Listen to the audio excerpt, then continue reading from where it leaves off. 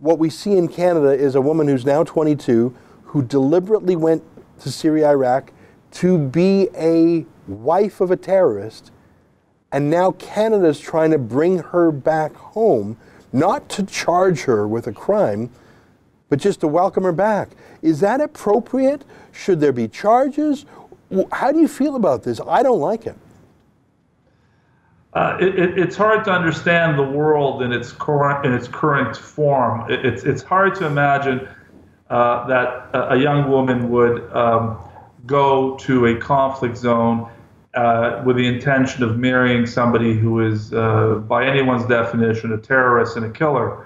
It's hard to imagine that Canadian women would actually do something like that. But now that we see that they have done those things, we have to look at it from a legal point of view. So the Canadian government is really responsible to its Canadian citizens, both at home and abroad, to make sure that we're okay. That's a fundamental responsibility of every nation state.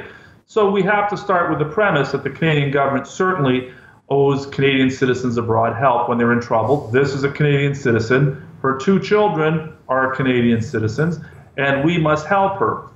But you got to admit, this is a bizarre situation where we are committed to helping someone who would probably, if given the opportunity, would be committed to destroying the very society and the way of life and the freedoms and the liberties that we have.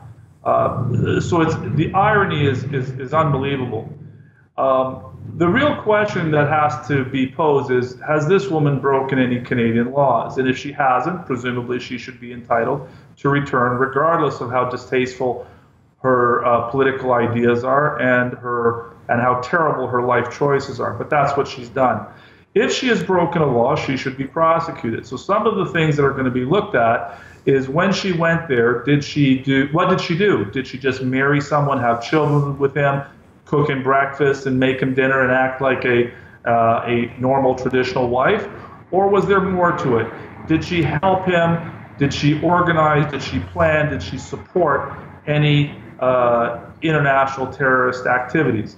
That's really the question of analysis. Mm-hmm. But right now, we are strapped with the obligation of helping Canadian citizens.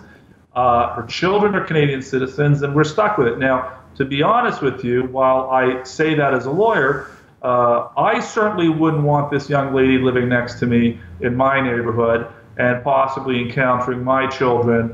It's just not something that I want, and I'm sure that lots of Canadians feel the same way.